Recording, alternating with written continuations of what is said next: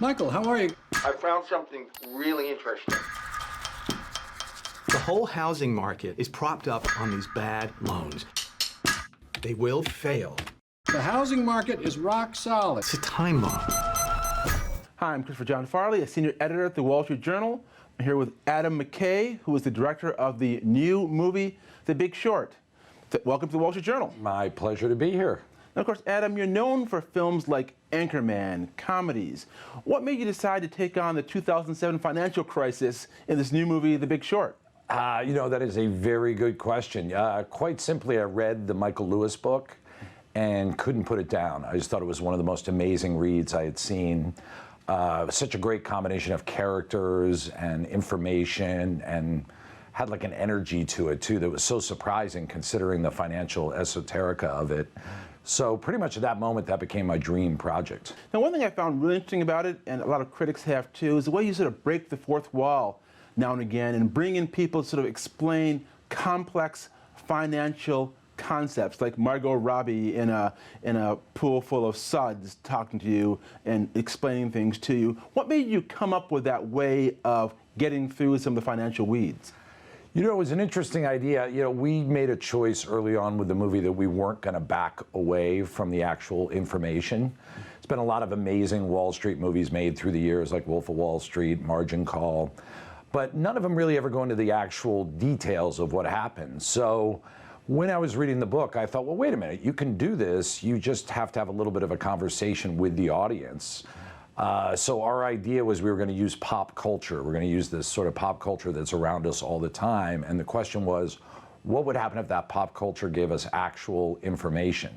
Hence, Margot Robbie in a bathtub. Now, there's one scene in the movie that did make me wonder. There's a scene where there's a Wall Street Journal reporter, right? You knew I was going to ask this, right? Yes, you knew I was going to ask this. A Wall Street Journal reporter who some of the main characters in the movie go to, and they try to sell him the story of what's happening with CDOs, that people are pumping up the prices.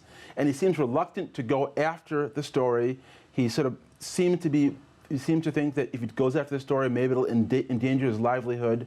Where did you get that from? Because in real life, the Wall Street Journal was all over the story, and even like Gregory Zuckerman, one of her reporters, even wrote a book all about the 2007 financial crisis and people who were profiting from it. So where did you get that scene from? Well, the real guys, Jamie and Charlie, did go to the Wall Street Journal like 3 times and talk to a reporter who kind of blew him off.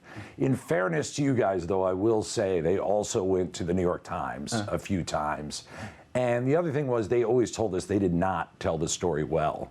They kind of told it in kind of this morass, like mishmash kind of style. So, do you know who that reporter was? Because he wasn't named in the book. And I wonder, is the reporter in your movie a composite? Because I've never heard of that reporter. There is a real reporter. Yeah, she doesn't work here anymore. She like works somewhere else. And then that happens. What is that? That's America's housing market. The other question I have about the movie is, obviously it's a movie in which there are no real heroes. These are all people who are out to make money any way they can.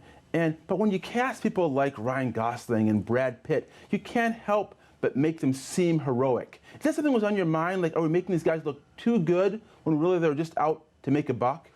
Well, my belief on these guys was they were doing their job. Like, the market is supposed to work, that there's a bad investment, and you do the counter investment. So I think these guys really believed in the market at the end of the day.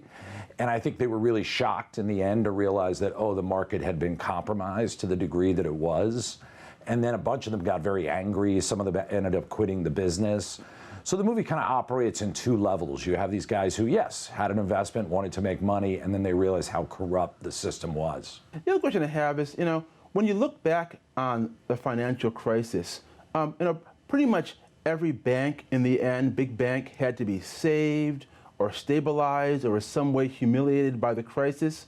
And yet, in your movie, it makes it seem as if the bankers had this plan all along to sort of hoodwink the public. Might it have been that they were just incompetent and gullible and confused about some of the financial products they themselves were unleashing on the public? That's a very sweet idea. I like that. That's very cute. No, I think what we're trying to point out is moral hazard. You know, the idea that I don't think they were planning it like months and months beforehand, but I think when you have moral hazard to that degree, you can't help but let it affect you, whether it's conscious or subconscious. And I think the banks at some point knew they were too big to fail. So, you know, depending on how directed it was, that's sort of up for interpretation. But clearly, in the end, they knew they had to be bailed out. Yeah, I want to know exactly what you see as the end game here, because there's a lot of talk I see in the reviews that this movie makes people angry and Occupy Wall Street. Do you just think just having a conversation after this is enough of a takeaway to have made the movie worth it? You know, it's a good question. I mean, I think it's, you know, it is a movie at the end of the day. I mean, we can only hope for a certain degree of effect. But I do think there's like a gulf between the professionals and the regular people when it comes to finance. And I think a lot of people feel like they're too stupid to like participate in talking about banking. And what I would love this movie to do is to show them like, no, you can understand this. You can ask questions. So Mike Burry, who gets his hair cut at Supercuts and doesn't wear shoes, knows more than Alan Greenspan. Dr. Mike Burry, yes, he does. Can you tell me a Christian Bale story? Because he seems to go really deep into his characters. Did he do anything that really kind of shocked you, stunned you, surprised you in getting into his role in this film? He's an amazing actor. I mean, you know, he really does become the person that he's playing. The craziest story was, you know, he has to play speed metal drums in the movie. And a week before shooting, he completely blew out his knee, tore his ACL, MCL, patella, meniscus. And I told him, I said, Christian, you can't play heavy metal drums. And he goes, no, I'm going to be fine. I'm going to be fine. So when you see him playing drums in the movie, his knee is completely destroyed. And I asked his wife, I go, how can he do this? She's like, well, he has a high tolerance for pain. Adam McKay, director of the new movie The Big Short, thanks for coming to the Wall Street Journal. My pleasure. Thank you for having me.